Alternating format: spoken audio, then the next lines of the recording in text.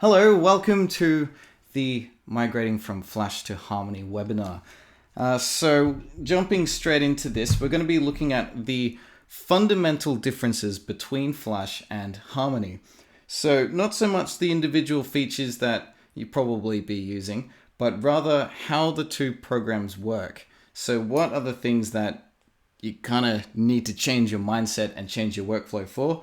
And once you get used to those things, you can start to relax more and explore the different features and the different tools that Harmony has to offer and embrace them in a way that will probably cause you to not pull your hair out. So the first thing that I want to point out is the properties panel. And I'm going to be going through a lot of these things, kind of assuming that you are a Flash animator and you know your way around that software fairly comfortably. And I guess I'll be using a lot of Flash lingo.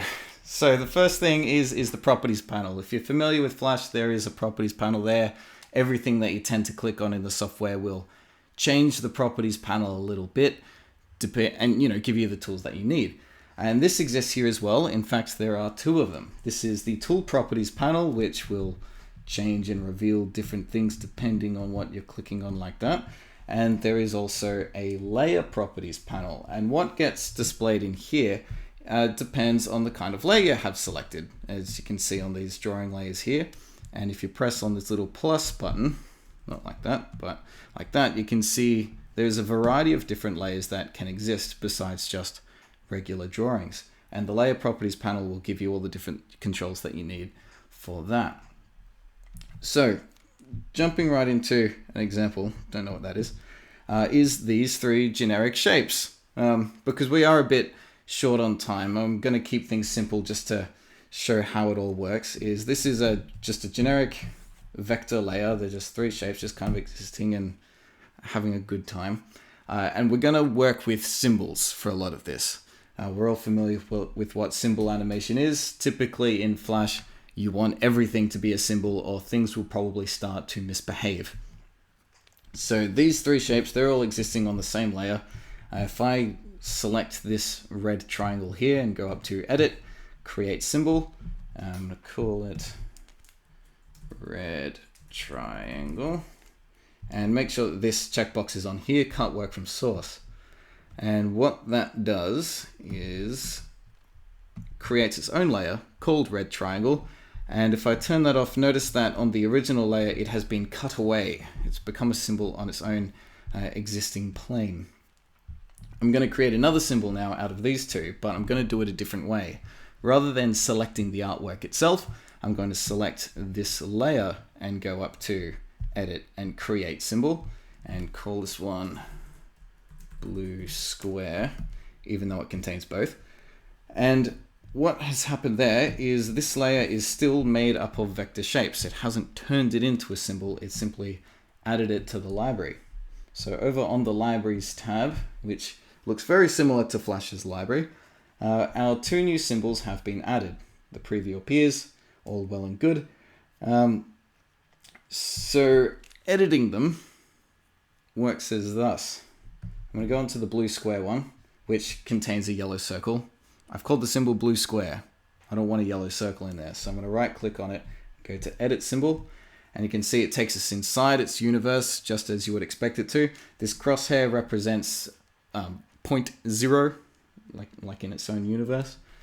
And select the yellow circle, get rid of that, and move the blue square to where it should be. And while we're here, I'm going to point out, animating within the symbol as well. So I'm just going to punch in just some numbers that are also corresponding to the frames. So 3, 4, 5, 6, 7, 8, 9, 10. So there's 10 frames across 10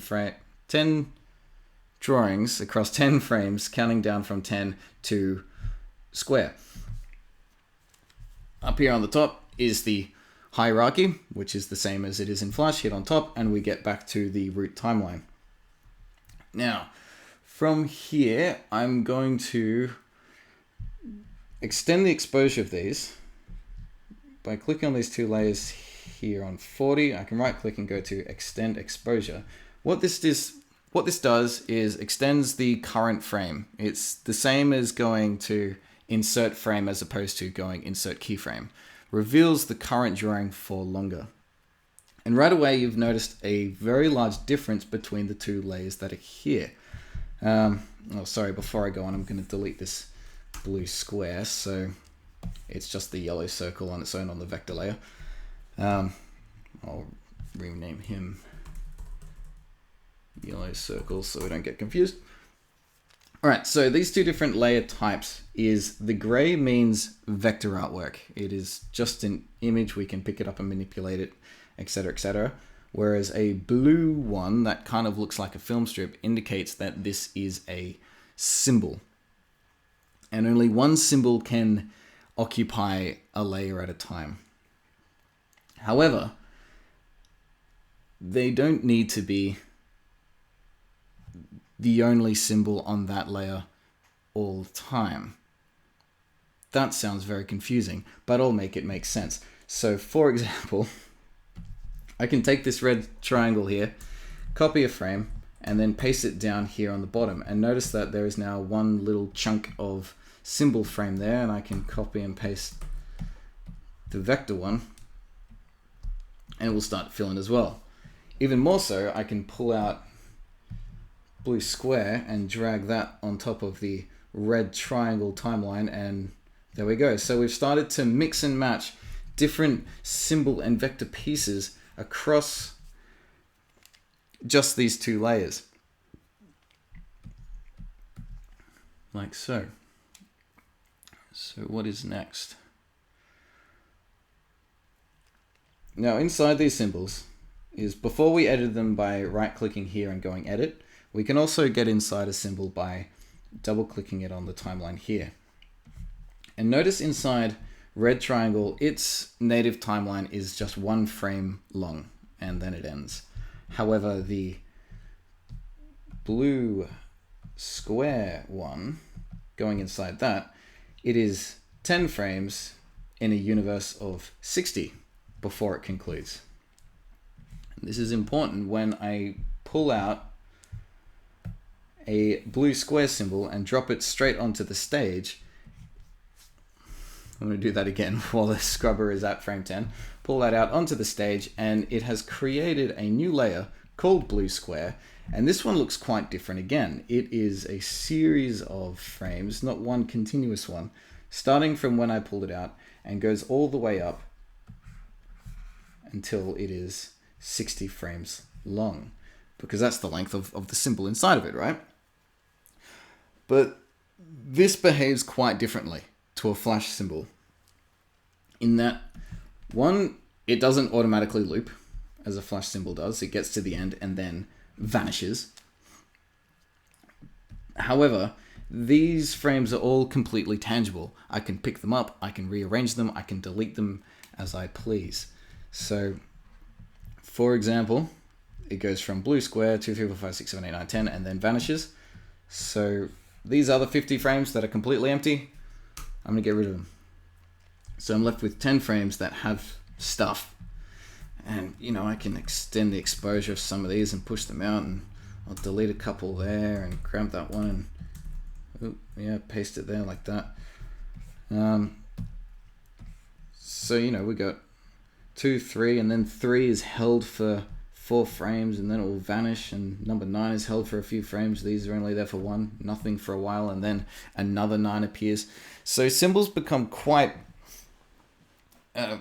handy, because you're not restricted to exactly what you animated. You can have quite a complex organism or environment or whatever you like, all packed down into just one timeline element, and then that is one drawing, one frame. You can pick it up and move it around. You can have it hold as a still for a minute at a time and then start playing again.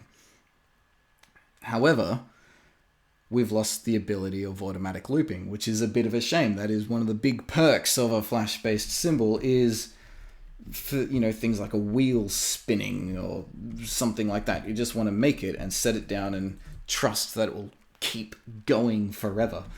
So the solution to this is pasting in cycles. So this very bizarre, all over the place thing I can create a loop out of. So if I'm going to copy that as normal, and just past it, I can go to paste special. And within this, we get all kinds of different clever ways of pasting a thing. One of them is cycle. I can tell how many times I want this thing to loop. And rather than it just playing through the animation 10 times, one of the options is forward, reverse, and reverse forward. Basically, this flip-flops it. It'll play it forwards, then it'll play it backwards, then forwards again, creating a loop essentially out of whatever you like. So I hit OK, and oh, look at that. It goes on forever and ever and ever. What fun we are having. Okay, so moving on. The last thing I want to talk about with these symbol frames here is I've been moving them around. I've been deleting them. What happens if I delete one forever? You know, say this was the last number 6 one and I've deleted it and I want to get another number 6. In the library, with it selected, you can see it's got the preview here, but there is also this slider here. If I start pulling it out, there's a whole lot of blank. These are the 50 blank frames. However, if we're near the beginning, look at that. Blue, 2, 3, 4, 5, 6, 7, 8, 9, 10. So I can get the, was the number 6 the one I got rid of? Well, there it is. It's appeared again. Also, I think, behave yourself. It is slowing down because I am broadcasting and recording at the same time. So please don't embarrass myself in front of the hundreds of people. Yep. So you can reshuffle them using that way as well. Now, rather than just symbols, this works on regular artwork. So I'm going to create a new layer here. I'm just going to call it face. I'm going to draw a very just dumb head. That doesn't really mean anything, but it will demonstrate what we want. So yeah, there's a little happy guy. I'm going to pull his exposure out across. So no, I'm not going to use the exposure at all. So there is one frame of a little generic happy guy. And this is one of the really big differences between Harmony and Flash, is the difference between a drawing and a frame. These are two very, very different things. So say I'm animating this frame by frame. I want to have him change expression over a period of time, or maybe I'm lip syncing or something like that. So I've drawn it here. I want to move on to the next frame. So grab the selection tool, select all the artwork, copy, move to the next frame, and then paste the artwork down. So that's made a second frame. I can conveniently erase the mouth, make him very sad, and that's created 2 drawings, right? That all makes sense. But what if, instead of copying and pasting the artwork by selecting it like that, I copied and pasted the frame? So I'm going to paste the first frame and then paste it there and do the same thing. I'll change the mouth and this time give him a very surprised look like that. So the next frame before here should be the sad one, and the next one before this should be the happy one. Oh no!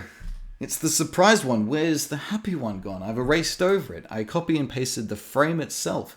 It's actually referring to the first image because frames are not drawings. So why does this happen? This is a nightmare when you don't know that it's a thing because you've just erased all this artwork. Okay, so inside this library view, which I pointed out before, it isn't just for symbols. This works for regular vector layers as well. Every drawing that you create on a layer will be archived within the layer and given names as well. So this first one here, I'm going to give it a name. I'm going to right click on the frame and go to drawings and go to rename drawing. I'll call that surprise. And to the sad one, I'll do the same thing. Drawing, not duplicate. Get to that. That's some spoilers there. Rename drawing and call that sad. There we go. So now you would notice, hopefully, did I erase something? I better not have. Because something always goes wrong in the live broadcast, doesn't it? Anyway, so sad face is apparently really called blank. That was the plan all along. And the other one is called surprise, which is not a surprise at all, ironically. There are 2 drawings that have been made, and there are 3 notches here. The first is blank, nothing at all. If I select that, the frame will vanish and disappear. If I go to another frame and move it out to the second one, we get sad. Oh, sad's reappeared. It's behaving itself, thank goodness. And if I go to the third one, it will become the surprise frame. So I can start copying and pasting frames and shuffling them about and extending exposure and changing it however I want, just as I did the symbols. So this is incredibly powerful in how you can organize it. It's all very, very good. And I do encourage you to wrap your head around this concept early, because as I said before, when you figure this out, 90% of the problems that you could have faced simply just won't happen. Coming from a Flash background, keyframes are everything. So you go around creating keyframes everywhere and then get surprised when things either don't update when they should or do update when they shouldn't. And there's a few other pieces that we'll be getting to very shortly. But before that is, notice before on these symbols, I was copying and pasting symbols across layers and it was behaving just fine. So, I paste 9 down there and it worked. And if I paste it there, it'll probably work as well if I bother to turn the layer on. However, if I take red triangle here, copy and paste that. Sorry, that's not red triangle at all, is it? The yellow circle, that's the vector one. If I copy and paste that up here, we got a yellow circle. That wasn't planned, but I will explain why. What I was expecting to happen is to paste it and the face would appear. The reason it didn't is because I already changed its name from 1. If I create a new drawing, that's right, I got out of order. Let me back up a bit. Ignore everything that happened. Completely organized I am, I promise. Before, when I wanted to create a new drawing and not mess up the original, you might remember I selected everything with the black selection tool and copied and pasted it into a new frame, and that created a duplicate successfully. That feels a bit of a roundabout way, because there is an official way that makes a lot more sense. I'm going to increase the exposure of this surprise face a lot. And in the middle here, I'm going to right click and go to drawings, duplicate drawings. Remember that was the spoiler I mentioned before, yes. And a split appears. A split appears in the middle, and this one is now called drawing 1. And this is indeed a brand new image that I can edit and do that to his face for whatever reason. I won't do that to his face. I'll give him the happy one again. Yeah. And it has become a new drawing, existing independent of the other ones. I can summon it wherever I want, and it has automatically been named 1. And now to demonstrate the point that I foolishly broke before is the yellow circle is also named drawing 1 in its own layer.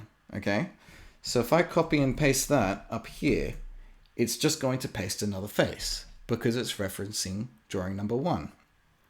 If I wanted to successfully get the yellow circle from the bottom to the top, I am going to have to select its artwork and then paste the artwork up on top. Other ways of doing this is with clone and duplicate layers. So if I were to take our flashy face with this all its expressions and whatnot, and right click and go to clone selected layers, what this will do is, this is a new layer that is referencing the same drawing archive as the layer that we were using before. So if this gets an edit, it's going to do what you'd expect, and the layer underneath also has those changes. The alternative is a duplicate layer. Right click, duplicate layers. It looks exactly the same on the surface, but you guessed it, it's created its own unique drawing archive in which I can make whatever edits I want and the originals remain unaffected. Okay, I think that's everything to do with all the drawing pieces, but we haven't made anything move yet. The other great big thing about Flash is motion tweens. Motion tweens are a little bit different here, but are mostly the same. So I'm going to point that out on yet another new drawing. I'm going to call this one Turning Head. And on the first frame, what will we do? Just have a little... that is awful. Okay, head facing to the left is there. And from frame 1, move it over to frame 1 and increase its exposure out to frame 40. So the one drawing is there for 40 frames, and I want to have him motion tween across the screen. Go away, update. I don't want you there. Anyway, motion tween across the screen. To do this, there is a little button here. It's this orange curvy line thing. This thing is called a peg. If you click that, it will create a new layer that is blank and nestle the drawing layer inside of it. A peg is a point of reference. It just has positional movement, scale, rotation, skew, etc., and tells whatever is inside to obey those rules. So we need to add some keyframes at first. This toolbar is probably not visible when you first open the program. To get it, right click up here in this blank area and there's a timeline view button. Click that and all these options will appear.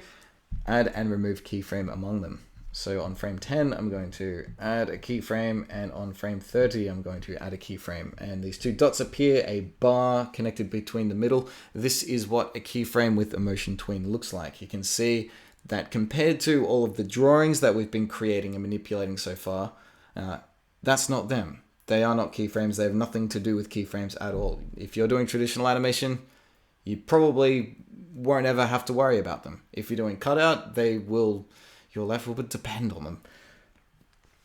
So now I'm going to make it move. On frame 30, grab the free transform tool, which is this one here below the little yellow running man. Pick it up and move it across the screen, and therefore a motion tween has been created. Now what I really need to talk about is the tools that are used to make it move, because it's easily missed. The selection tool won't do it. If I pick this thing up and then move it across, that's not going to make the tween work. That moves actual artwork, whereas the free transform tool moves layers in their entirety. To give an example, it's like the selection tool is kind of like if you drew something on a piece of paper and then to get it across to the other side of the page, you erased it and then drew it on the other side of the page. The free transform tool is more like picking up the piece of paper itself and physically moving it to a new position, and therefore that creates the tween. So that's why you can only have one symbol and one tween per layer, because it is physically moving the entire thing. In Flash, it is possible to have multiple symbols per layer, but typically you never want to tween them. It always tends to cause it to break. So it's standard practice to have one symbol per layer anyway. So Harmony just makes it a rule. It's standard, it's normal, and it cleans up your head a lot as well to organize things that way. So there's a head moving across the scene. How lovely. What else I'm going to do with this out on the root timeline is have the drawings change, which is huge. That is a massive deal. Because if you want to make a motion tween / traditional thing in Flash, you have really crazy symbol hierarchies in order to do that. So say you have a hand clenching while it's moving across the screen. You've got to drill down into your hierarchy, animate the hand, moving in place, and then tween the moving hand with the clench, and it can all get very confusing. But after a long time, it becomes science. So the new way of doing it, or the alternate way of doing it here, is I'm going to duplicate this drawing as we did before. There's a duplicate drawing button here, and I'm going to flip this guy around using tool properties like that. And this one here, I'm going to create a new drawing with that. That makes it blank. The onion skin controls exist on each layer next to the locking symbol. It's this little one, kind of looks like a hamburger, but it is representing the onion skin. The brackets appear, as you would expect, and we can pull them in, see what's really going on, and draw something that is approximately halfway, like so. So with that done, I can space these frames out however I want, but notice that the animation is still playing out. So you can swap drawings out mid-tween as much or as little as you like, and you can go back and edit it and it won't break the tween at all. It is very possible to create the keyframes and do the motion tweens directly onto the drawing layer itself, as you can see here. However, I strongly encourage against this, especially when you're just getting used to the software. There's a few reasons, all of them are just avoiding potential problems. A peg is non-destructive. It means I can turn it off at any time and just work with the image completely still and then turn it back on. It's also a hook, so I can create a new drawing layer up here, draw a hat on this guy. There's a gross scribbly top hat, which also with an exposure of 40, obviously just sits there, but if I hook it underneath the peg, will lock to the piece and move along with it. The other advantage is that it's just clean. It keeps everything separate. If I've made a mistake, if I don't like what I've done with the keyframes, I can just delete it and everything will snap back exactly where it was. No problems at all. So always do your tweening and your keyframing on a peg above. It's just going to save a lot of headaches, and one day when you're feeling very confident with what you're doing in the software, then you'll start to see the benefits of adding keyframes directly to a drawing, but you've got nothing to lose by always using a peg. Likewise, I encourage you to always leave the little running man mode on. This is animate mode. This means whenever you move an object with the free transform tool, it will generate a keyframe when you move it about, as you can see here. With animate mode off, when I move it, it doesn't create a keyframe. It moves the entire thing permanently. And I encourage against that at first because, again, adding more keyframes is just non-destructive. If you want to move the whole thing permanently, slap the whole thing inside of another peg and move that to a new position and scale it and do whatever you need to do. Because if you're not happy with what you do, you're not stuck with it. Just delete the keyframes and he springs back to his original position. It's really, really nice. So that's keyframing on regular vector art. So how does it work with symbols? Well, exactly the same way. As we've been through so far, you've seen me shuffle around these symbol pieces alongside vector art pieces. You can put keyframes directly onto the symbol, or you can lop them inside of a peg, shared with vector art layers as well, and tween it all around like that. Along with the kind of archival drawing system and clone layers, you can see the main benefits of symbols, which is being able to store artwork. You can update the symbol and then it will update throughout your whole animation, is replicated throughout several other features as well. So symbols, as you're used to them, are there and you can use them and they're pretty good. But because of these other options that exist as well, you'll probably find yourself not needing to use them very much. I still do use symbols, but pretty strictly just for modular animations. So, the example of a wheel spinning, that's good because rather than just grouping artwork, you're grouping a period of time as well. Yes. So that is most of the fundamental differences covered.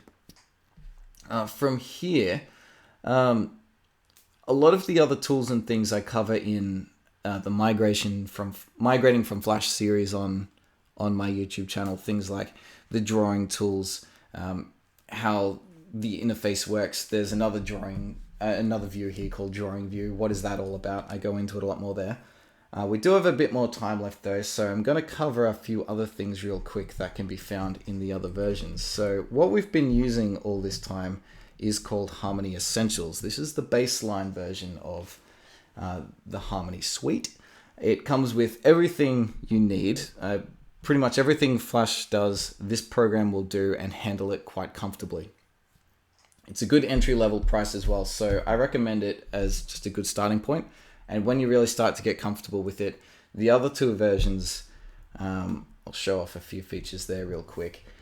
This is Harmony Advanced. It introduces a lot more tools for traditional animators. You can mark out your keyframes and kind of just organize everything really, really well.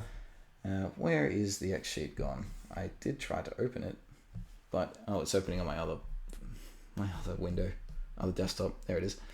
So it organizes your timeline in a vertical format. You can see the names that you give them all. You know how I named some of the heads before, sad face and all that. It shows all the names here. You can catalog them as keyframes or breakdowns and things like that, and gives you a really fine-tuned control over how the onion skin works, what frames will get revealed and what won't when you're drawing frame by frame. It also includes bitmap layers as well, which is pretty cool. So if I switch that to that and go over to the, where's it gone? Color. I haven't used this version as much. All of its preferences aren't set up the way I wanted them to. So you can see it gives a Photoshop style palette, which is really, really good. I particularly like it for roughing because you can get very scribbly. You're not laying down tons and tons and tons of vector art. Whereas the top end one, Premium, the real big thing it adds here is called the node network. This thing gets really complicated very fast, but its power is unfathomable. It's incredible what you can make with this thing. Basically what it is your timeline, but rather than just layers being stacked up on top of one another, is they get added into a play field. So if these are all drawing layers, you can kind of stack them all up and wire them together. Why would you want this? Basically, it allows you to create incredible effects compositions that simply do not exist otherwise. It also allows you to create very complicated skeletal rigs that you probably couldn't create otherwise, because you can loop certain bones into one another and all that kind of thing. So with the last few minutes in Essentials before we have some question time, I'm going to point out a few artistic differences between Flash and Harmony besides what we've mainly been looking at, which is, of course, the timeline stuff. So I'm going to ditch all that junk, give us a bit more room to work with.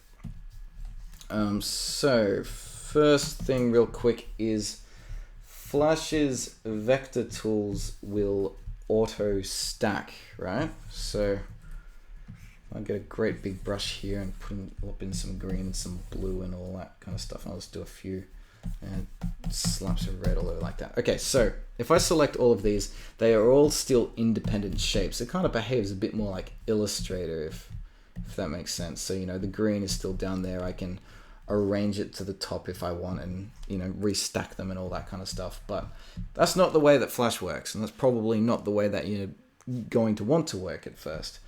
You want this thing to be flattened. Well, there's a button that does that. If I select all of this and hit this button here, that will flatten all of the vector art into the way that Flash works. So, now I'll pick up these pieces. It has eaten away from the blue, and all these individual red strokes have become one. Now, of course, Flash does this automatically. Its brush is set up to be like that. Well, when you have the brush selected, down in the tool properties, there is that same button appears. So now with a blue brush, as I do these strokes, they are automatically becoming one solid piece. And if I get a green brush and start painting over that, we'll notice that it has eaten away from the blue, which is probably what you're after. So that's nice that option is there. The other thing I want to talk about is how the color palette works. This is quite dramatically different, and when you get used to it, it is wonderful. Now you open it up and you think, where is the color picker? How do I change my fill color? How do I change my stroke color? Can I not do it? Well, these swatches here, they are the color pickers. Every single one that you create is its very own color picker. So I'm going to grab this blue and, slop some down. And what if later I say, I didn't want this to be blue, I wanted it to be anything but. Here's the color picker. So I'm changing the swatch here. I'll change it up to towards green or towards a yellow. So you can see what's happening. This is updating the actual palette itself. It works across the entire animation timeline. You can update anything at any point. It's still called blue. That's just a name. It's not called the actual color. So what if it's called skin or hair? You can set up a full character palette and then package it together and just set it up to be that way. It's brilliant. So expand upon it. Just select any color, expand it out, and then organize what your palette will be. It goes far beyond this too. You can set up custom palettes where, how I did a clone layer before. It registered all the same drawings, but it was a new layer. Palettes work the same way. I can create a new palette with the same name, but it links back to all the originals. So you can have, nighttime mode or lava planet mode where, the character is a more dramatic tint of blue or orange than it would have been previously. But because it's still linked back to the original palette, it's only one click to, switch between the two. It's pretty good. And I think there's other webinars or tutorials that have talked about that. So I just thought I'd mention that it's there. I feel like I'm starting to ramble because I could go on for hours, and we're starting to approach the 45-minute mark. So I think I will hand it back off for some question time. Are there any? Yes, there are some. So, wonderful. I see we have Vasileios who's asking how to make a movie clip of an animation already made in the general timeline, which has several frames. An animation already had several frames and you want to turn it into a movie. Yes. Okay, so to make a symbol out of something that already has several frames in it, so I'll kind of demonstrate this the way I did before by just slapping some thick numbers down. So pretend this is a great animation with, that's moving across, and I'll give it a motion tween as well, just so that we're using both main types of animation there. So that's tweening and changing. To turn that into a symbol, it's the same way that we did it before. I highlight all the frames that I want, head up to edit, create symbol, that'll be called drawing P or whatever, and it stays the same there, but it has been added to the library and I believe should behave the way we want it to. So my playhead's right at the back, so make sure you put the playhead where you want it to be. So say I want it to start on frame 10, bring drawing P over, and there it is. So notice that it runs for the same amount of frames that it did before. If I want to edit it, double click inside and I can access the original and change its color or the shape of something, etc. I hope that answers your question. Yes, great. So the same person also wonders if there is a way to apply ease in and out and see the difference on the animation easily. Oh yes, very good question. Easing can be done several ways. I'll demonstrate it with this same one that I made here. I'll make its exposure longer by selecting all those frames and going to exposure, and set it to, 5 each. So now each of those drawings is there for 5 frames a piece. I'll stretch the tween all the way out so we get a nice good look at it, very slowly panning across the screen like that. So to give it a good ease, the quickest and easiest way is to select the keyframes, and this box here, notice it's got a diagonal line. That just means no ease. I can pull it down and you see all the different curve types. So this is a pretty extreme ease out here. You should see the difference pretty well right away. Like that. To get a bit more fine-tuned control over it, the option that I tend to use every day is selecting the keyframe, and this button here with the orange handles on it will pull out the parameters for you, and you can grab them and manipulate them around I often put things at 40 and 0. You hit apply next, and it will just plop you over to the next keyframe and chuck it in there. There you go. So that's probably the easiest way of doing easing. Easily see the change as you are playing with that orange editor, the graph editor. You can turn on your onion skin beforehand, and so when you'll hit apply in your changes, you'll see the change automatically. Don Evelyn is wondering, would you say that symbols are best used for repeated animations and cycles, etc.? Yes. Yes, I would. Keep them in mind for animations that you're going to be using over and over again. So if there's a piece of scenery that's going to be cycling or something like that. Otherwise, there really isn't that much need. I don't use symbols that much at all anymore. As you saw for something like lip sync, you can stack all of the mouths inside one drawing layer and then pull them out as you need to. And being able to apply tweens to a raw vector art and still animate it right there in the root timeline is very, very handy. So the main benefits of symbols is, as I said before, looping, but also archiving. Notice that it does get stacked in the library. But I'll expand upon the answer by also talking about templates, which I was planning on mentioning but forgot because I'm a nonce. Is the other folder here, it's got a little padlock on it called Stages Symbols Library. If you right click on it and go to write to modify, it unlocks, and this allows you to put literally anything inside. You can grab tons of layers, tons of frames, highlight any piece of artwork, grab a whole node network, chuck it inside this thing, and it will save it.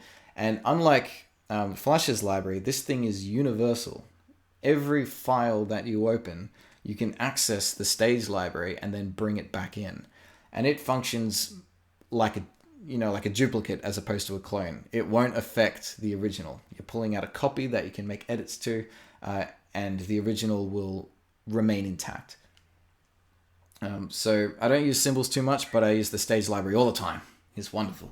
So we have a lot of questions, by the way, everyone. We're not going to be able to answer all of them, but I'll be able to send you an email with the extra information in them.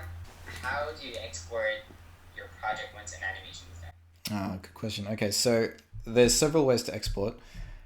If you want to do it as a movie, file, export, movie, and we'll bring up the QuickTime controls. But before it does that, you choose your destination. You can have set amount of frames or all. Set your resolution here, and then movie options will take you inside the QuickTime options, which have also appeared on my other monitor. I should probably fly through these questions a bit quicker. So that's how you get a MOV out, which is, or other video options, which is pretty standard now. SWFs are still possible, as you can see there, SWF, and yeah, it's pretty flawless. I've never had a MOV break down on me. Right.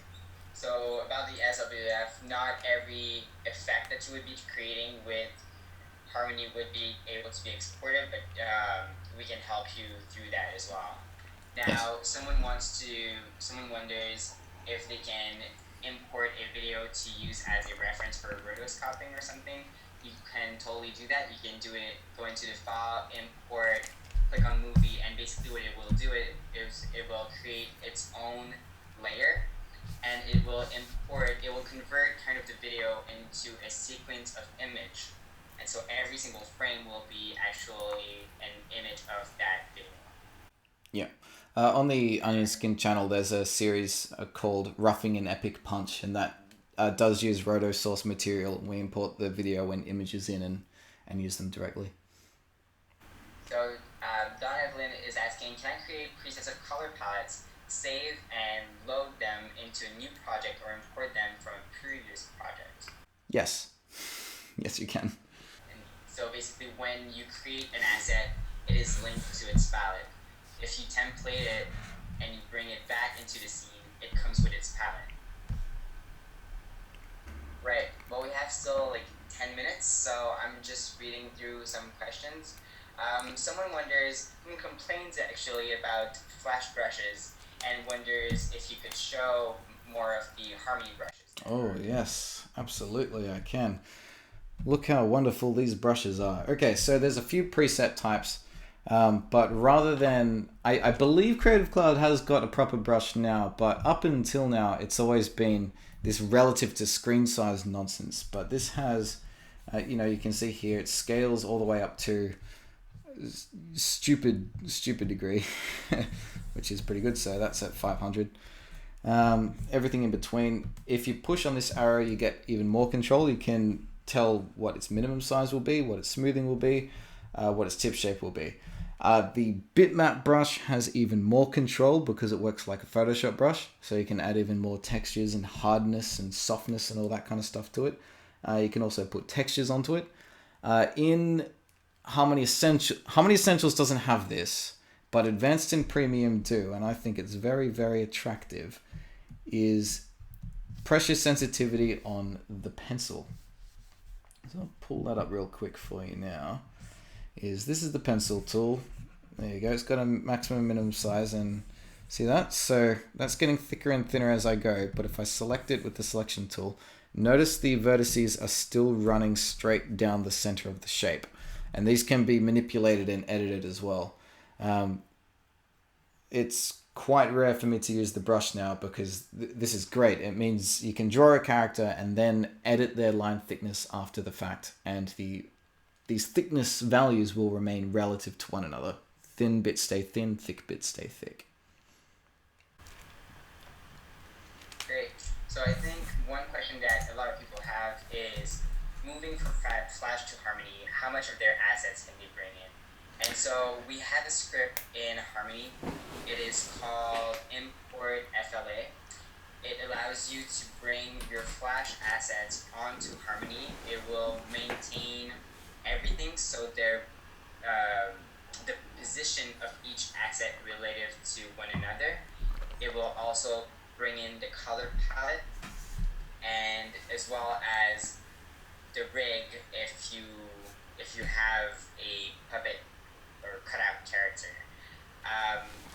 It's going to be easier to manipulate all of that in Premium, for example, especially if you're going to do some more advanced cutout animation, but you would still be able to import that in all conditions.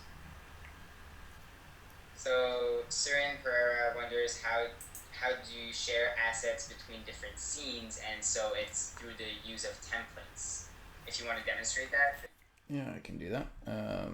So if I do another face as I did before, because they're possible to do within a few moments. If I copy that and paste it into, I guess I can't do it with artwork. If I copy and paste it into here, it'll ask drawing template, all good, and then I'll open up a brand new file.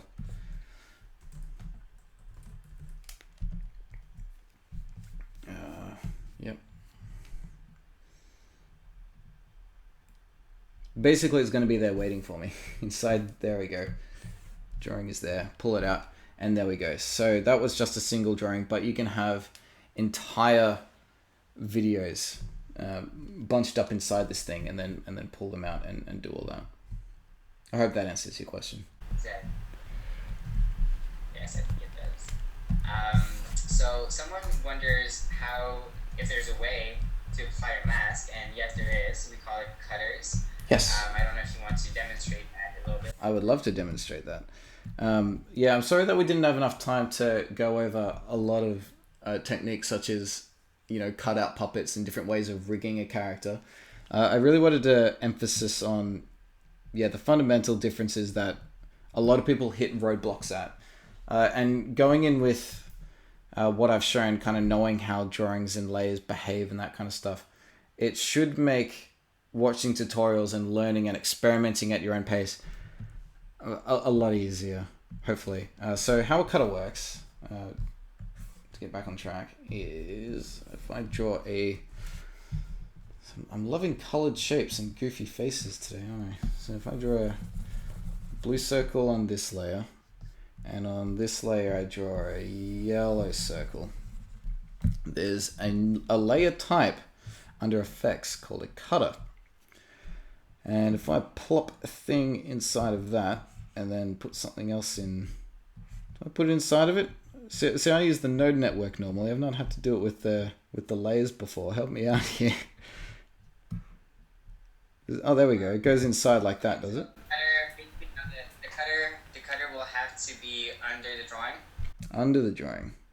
Okay. Yeah, you put it onto. Basically, you have to grab the cutter and drag it onto on the layer, so that it adds. You have to like that. Put it in the parenting. Yeah, exactly. Yeah. And then put that underneath the cutter. Wait. The plus sign next to the cutter. Yep. Oh yeah, drop layer there. There we go. I am learning. Sorry, I promise that I'm competent. So yeah, you see how the yellow's cut away, and inside the cutter in layer properties, there is an invert button. So right now it's acting as a cutter. The yellow is eating away from the blue, and if you swap it around, it will behave as a mask and only reveal where the two are crossing over. Alright, someone wonders about shape tween and converting it into movie clips. So I don't know if you have used morphing before or not. The shape tweening in Harmony would be morphing, actually. Is morphing available in Essentials or only Advanced and upwards? I would think not. Let's find out. Yeah, it's not there. So yeah, shape tweening is for Advanced and Premium, but yes, it is there. It gets very deep. You're able to apply hints to how the shape will move. So in Flash, you have to be very, very careful about what a shape will shape tween into before it kind of just breaks and throws vectors everywhere. So although that's still kind of a thing in Harmony, you are able to help it out and tell, this bit will go here, this bit will go here. And you can put easing within that as well. And the program is like, oh, okay, that's how it's supposed to work. And you can push shape tweens a lot further than you otherwise would be, yeah. All right. Well, I think that's it for the presentation, as it's now the hour has passed. And so I'm sorry we haven't had time to answer all the questions. Please feel free to reach us at, if you're having any issues with the software itself, you can reach the support department at support@toonboom.com. If you would like to book training with us, you can reach us at training@toonboom.com. If you have any questions you want to send me specifically, you can reach me at matisse@toonboom.com.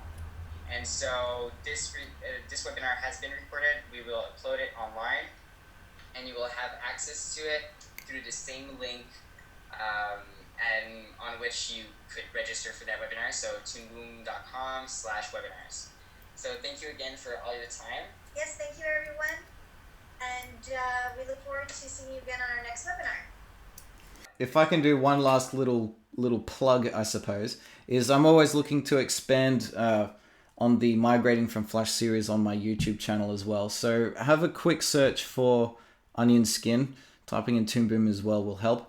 If there's anything else that you want to know or you didn't get answered today, you can throw a comment anywhere on that place. I will see it. And I probably will make a video specifically answering your question. So yeah, I'll be happy to help as well. Thank you very much. That sounds amazing. All right. Have a great day, everyone. Thank you. See you later.